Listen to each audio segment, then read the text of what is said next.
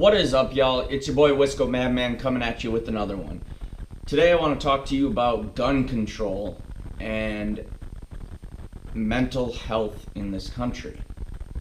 Now, people like to think that gun control is extremely important, and I used to be on that bandwagon. The big difference for me was not only having shot a gun, that happened at a much younger age, and I was around that. I grew up in the country. That's kind of how it was for me. But being more educated as I grew up, understanding more about guns and having friends that are borderline obsessed with guns and have quite a bit of vernacular and knowledge to share with me. So the big problem I see with people who advocate for gun control is a lot of the time they don't know a lot about guns, and most of them have never even shot a gun. If you don't know the terms and the way things work, how can you make laws and stuff you don't know anything about? Some guy with an agenda is just gonna manipulate the story to, get you to go along with what they want. So the real focus that I have, and where I've changed my ideas of gun control, because yes, violence in this country is a problem, but we consistently blame the weapon used, and we're always looking for what gets views and what draws people into the news. Oh, guns, oh no, guns, instead of focusing on the real issue, whose hands these guns are getting into. Now, we could say increase background checks and increase this or that on how you get a gun, wait periods, and everything else. Or, since there already pretty much is a wait period in a lot of states, and the amount of times that actually prevents a death, I truly believe is limited. That's my personal opinion. It's not some statistical fact.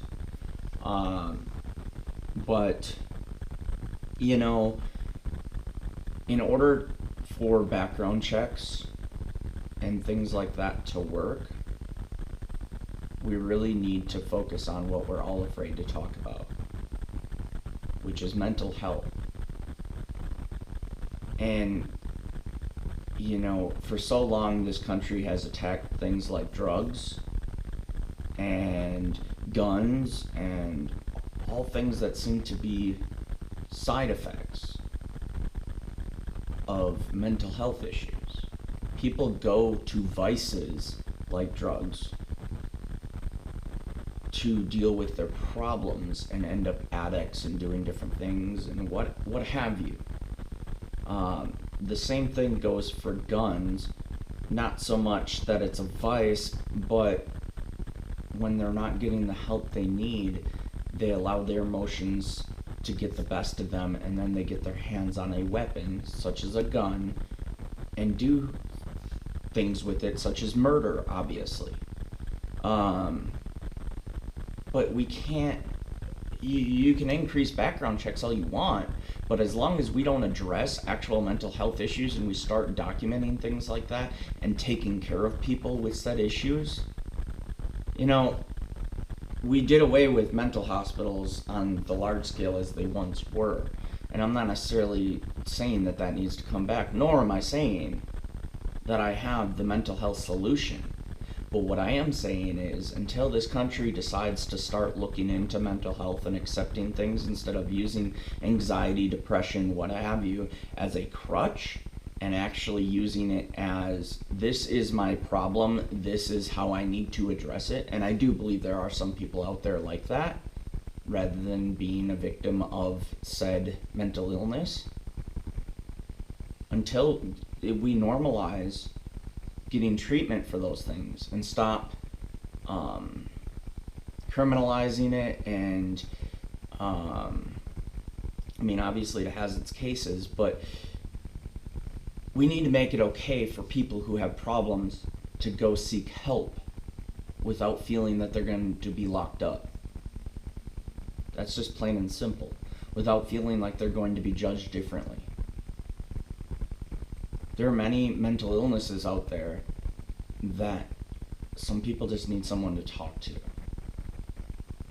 And at the same time, on an even more basic and first front scale, think about how we treat each other. I'd be willing to bet you many of our mental health issues in this country are just simply based on how we treat our fellow man and woman. Ladies and gentlemen, this has been your boy Wisco Madman. Pay it forward. Treat each other right. Like, comment, and subscribe to this video. Let me know what y'all think. Share this video, and I'll catch y'all on the next one. Thanks for watching.